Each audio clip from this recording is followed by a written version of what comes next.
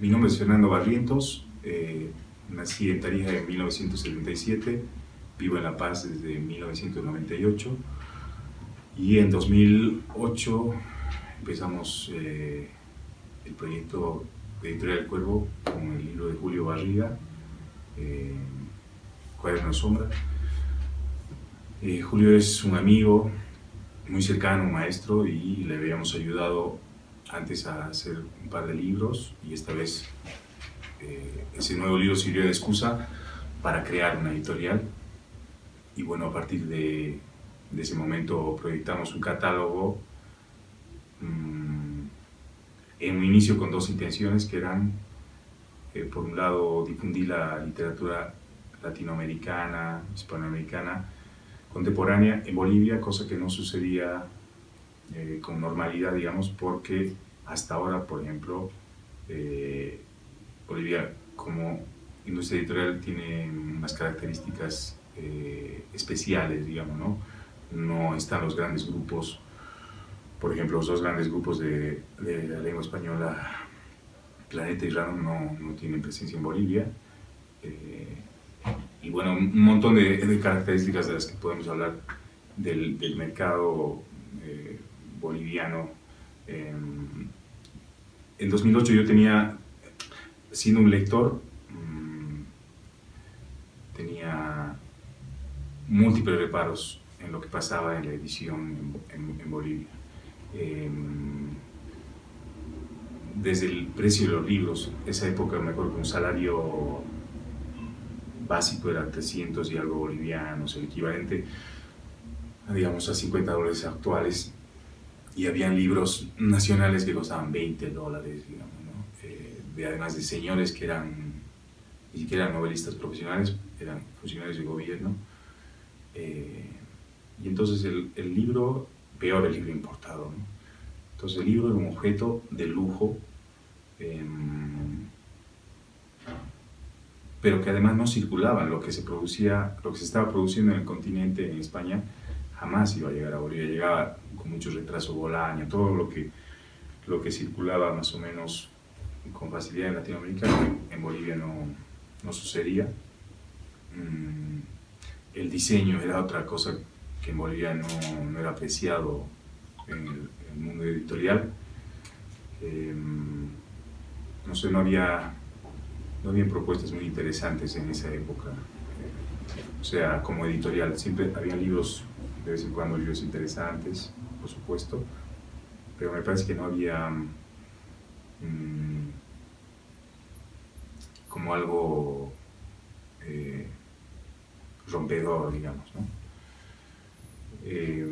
Nosotros, sinceramente, no era solo nuestra intención. Me parece que nosotros hemos formado parte de una generación, entonces todo se ha dado como con mucho trabajo, pero como en colectivo. No ha sido un trabajo solitario para nada. Hemos tenido la suerte, voy a retroceder, porque estaba hablando de las dos intenciones primarias que teníamos en el catálogo, que era, por un lado, difundir la literatura latinoamericana contemporánea, que no estaba circulando con normalidad en Bolivia, pero por otro lado, el camino inverso, hacer conocer esta generación de escritores que por primera vez era un bloque que estaba empezando a ser leído en España y en Latinoamérica, al mismo tiempo que nosotros estábamos publicándolos. Completaba, ¿no?, como digo, esta segunda intención, que era hacer circular la obra de los bolivianos contemporáneos en Latinoamérica. Y también tiene que ver con el momento particular, que era, por ejemplo, era la época de los blogs. Nosotros mismos teníamos un blog muy activo hasta 2013, me parece, y que era muy activo, la verdad. Nos poníamos consignas o tratamos de hacer de forma dossier, digamos, el blog, y había un montón de blogs en la época también circulando que producían contenido. Entonces yo estaba por los blogs y por internet, con mucha más familiaridad de la literatura latinoamericana que se estaba produciendo en ese momento, cosa que no sucedía antes. No sé, el 2000 conocer Piglia, Saer, pero con muchísimos años de retraso como lector, que eso era normal, que sucedía en Bolivia. Pero gracias al internet, a los blogs, uno ya podía conocer los autores, no sé, que tenían 20 y pico, 30 y pico, o nuevas propuestas a las que antes uno no podía acceder. Entonces me parece que también esta intención forma parte de ese momento en el que empezamos a trabajar. Bueno, a partir de 2008, y digamos casi accidentalmente, porque era como una ficción para que el libro de Julio Barriga se viese más creíble, y me parece además que era una obra que siempre le había faltado un poco de presentación, ¿no? Era como medio clandestino el trabajo de Julio, porque se autopublicaba, algo que es muy normal en Bolivia, por supuesto. Bueno, y veníamos con el libro de Julio Barriga, que ya se había autopublicado y le habíamos ayudado, y esta vez queríamos que sea mucho más creíble, inventar una editorial. Y cuando hicimos las presentaciones de La Paz, Cochabamba y Santa Cruz, creamos el blog para promocionar el libro de Julio, pero a partir de ahí, en el blog, empezamos con otra gente amiga que conocimos porque tenía otros blogs, a producir contenido, y ahí surgieron contactos, por ejemplo, con Maximiliano Barrientos. Asbun, a Colanzi ya conocía previamente, pero también fue un momento en que nos conectamos en esa época de los blogs, y con otra gente más, ¿no?, de afuera. Entonces empezamos a proyectar el catálogo con esta intención mencionada anteriormente de promocionar la literatura boliviana en el exterior y la latinoamericana en Bolivia. Y muy tímidamente, ¿no?, y muy al tuntún,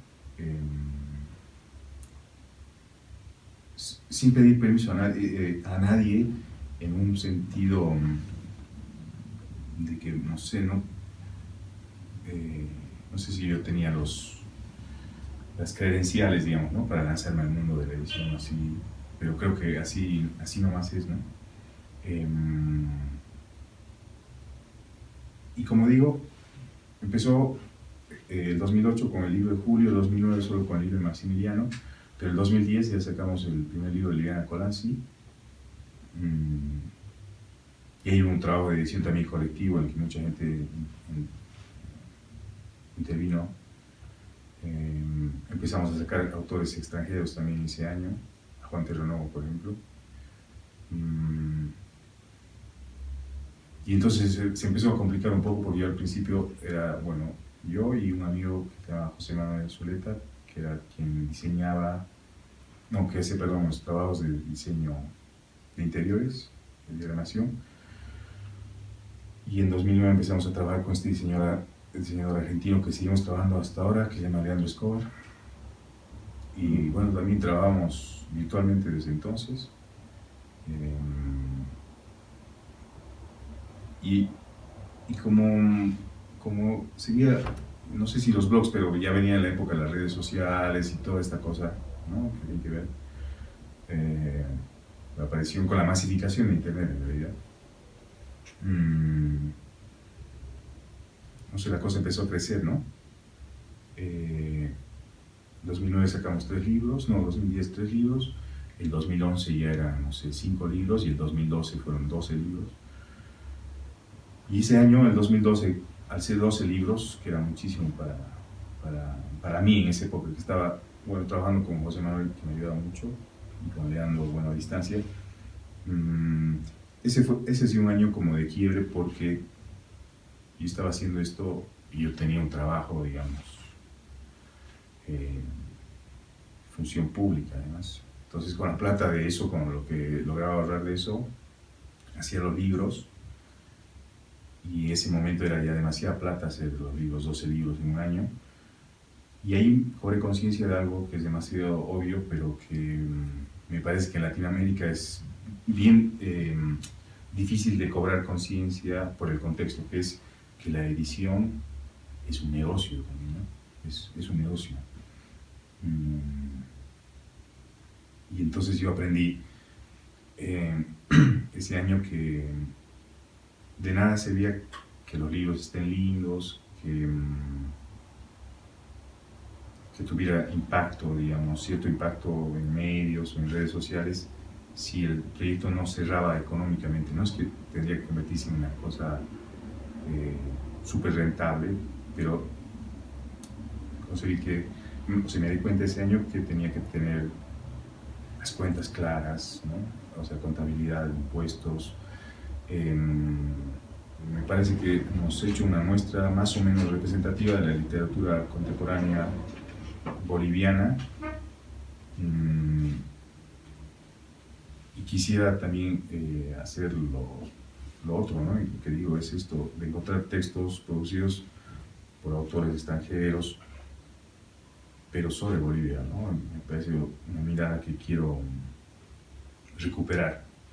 En esos años también de aprendizaje afuera, o sea, en esos viajes,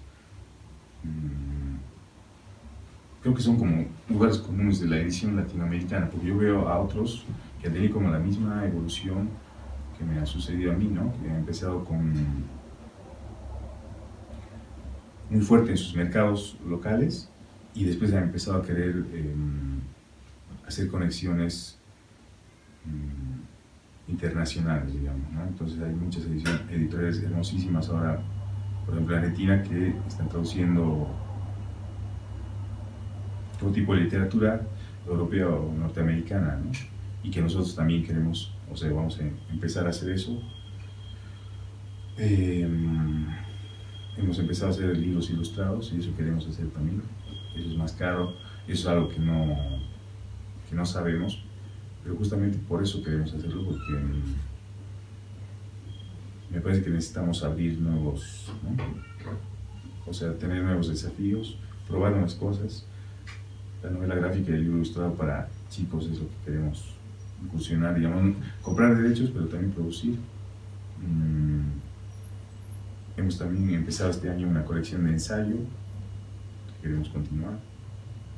Como digo, este año va a salir nuestra primera traducción porque hemos postulado un fondo de traducción de Portugal y vamos a publicarlo a Gonzalo Tavares, que es un autor portugués contemporáneo con muy buena recepción de lectores y de crítica, y hemos aprendido esas cosas, ¿no? Que, como decía, que uno aprende cuando tiene contacto con editores de otros países que tienen mucha más experiencia porque están en contextos mucho más, ya sea competitivos o más actividad, pues, ¿no? Entonces, por ejemplo, en países europeos y en muchos países hay fondos de traducción a los que uno puede acceder y que ayudan mucho para la publicación de un libro, ¿no? O sea, una traducción al español. Entonces estamos en eso, buscando libros que podamos comprar los derechos para traducir, que no es fácil, porque eso es otra cosa, ¿no? Al no estar profesionalizados, digamos, nosotros y aprender al tuntún y por prueba-error, entonces, digamos, yo me pongo a buscar libros en inglés, ¿no? Digamos, por ejemplo, no hablo francés, entonces no me puedo poner a buscar libros en francés. Yo ya me pongo a buscar libros en inglés, descubro algo, pero ya lo ha agarrado casi siempre alguien, ¿no? Un argentino. Es bien difícil llegar a tiempo, ¿no? O si es alguien más famoso, es imposible, ya eso ya obviamente está comprado por los grandes grupos, ¿no? Entonces uno va aprendiendo cómo puede hacer. También he aprendido esto que decimos de las redes. Ya hemos hecho algunas coediciones y vamos a seguir haciendo porque ese es el trabajo. O sea, te permite, digamos, yo no podía, por ejemplo, no sé, por decirte algo, para traducción de un libro de CICE, pero tengo un amigo, un colega, que tiene los derechos y ha hecho la traducción y que haciendo un acuerdo de coedición lo podría publicar a CICE, ¿no? De una forma accesible, digamos. Y eso solo puede suceder con el trabajo en red. Entonces hemos hecho esto este año, a principios de este año, un libro que se llama El tigre de la casa, de Karl van Basten, y ese es un libro que ha sido traducido por una editorial, o sea, tenía la idea esta, la editorial argentina, y ha salido en Chile, en Perú y en Bolivia con otras editoriales. Y eso me parece, eso es otra de las... Yo voy viendo, ¿no? Por la negociación con los autores, por ejemplo, como es ahora, así como hay esto de la coedición, los autores ahora fragmentan sus derechos, ¿no? Hacen contratos de edición solo por territorios específicos, eso es cada vez más común, digamos, ¿no? Pero eso me parece que es más realista, porque en nuestra experiencia, ahora eso hemos logrado con mucho tiempo, porque no teníamos la experiencia, tener distribución en Argentina, en Perú, recién vamos a entrar a Perú, y hace un año entramos a Chile, hace un año y medio a Chile, que es dificilísimo, ¿no? Exportar libros, es dificilísimo, dificilísimo, incluso para los grandes libros. Entonces esta opción de fragmentar los derechos es más realista, digamos, ¿no? Por ahí no tan rentable, pero más realista. Me parece que la edición en Bolivia está pasando por su mejor momento por muchas cosas, ¿no? Por razones técnicas, como que es más fácil lograr un buen diseño. Yo ahora veo que las portadas de los libros no son como eran hace 15 años, ¿no? Hace 10 años. Sinceramente hay lindos trabajos, cada vez están mejores, los acabados de los libros, ¿no? Hay una conciencia un poco más técnica, está mejor. Me parece que falta esto de que la conciencia de que un autor debe cobrar sus derechos. Además hay un estándar internacional que no lo digo yo, sino que es el estándar internacional que es 8 y 10, que es horroroso, ¿no? Pagarle eso a un autor, pero ese es el estándar internacional, porque obviamente no es que el editor se va a quedar con el restante 90%, ¿no? Sino que el libro es una cadena, ¿no? Y se va quedando en distintos lugares, porcentajes, y al autor le toca entre 8 y 10, pero en Bolivia no se suele ni siquiera respetar eso, ¿no? Y me parece que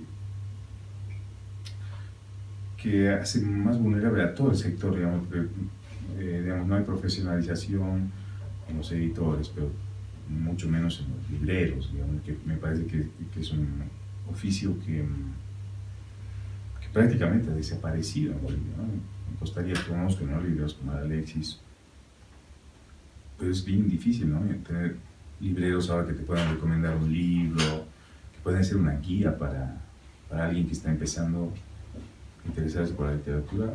Es bien difícil, ¿no? Y eso ya ni siquiera de una cosa de formación, sino de cariño, de pasión por lo que uno hace. Pero eso entonces nos hace más vulnerables. Yo creo que además en general sí que ha mejorado el trabajo de las editoriales. Me parece que los libros importados también ya son más accesibles. Obviamente hay algunas excepciones que siguen siendo carísimos, pero yo conozco libreros nuevos que son también más jóvenes, que tienen buenos precios, ¿no? Y tienen lindas cosas interesantes, y me hace tener esperanza de que se va a renovar también eso, ¿no? Las librerías, porque están en crisis, me parece, en Bolivia. Hay librerías, yo creo que cada año se cierran uno o dos, ¿no?, en alguna ciudad, y es por eso, sinceramente, también, porque, digamos, es un mercado, o sea, es un rubro bien, con muy poca certidumbre. Yo creo que cualquier rubro casi, ¿no?, ahora, pero el libro es como, yo no sé, digamos, qué va a pasar dentro de 5 o 7 años, cómo va a ser la industria, cómo va a haber afectado los cambios tecnológicos, digamos. Hasta ahora ha sido, ¿no?, esta convivencia del ebook y el libro impreso. Ahora, pero está como empezando con más fuerza el audiolibro. No sabemos, ¿no?, qué va a pasar con el audiolibro. No sabemos qué va a pasar con el libro de papel. Va a ser existente, por supuesto, pero no sabemos cómo va a cambiar los hábitos de la gente, que en estos años han cambiado, ¿no?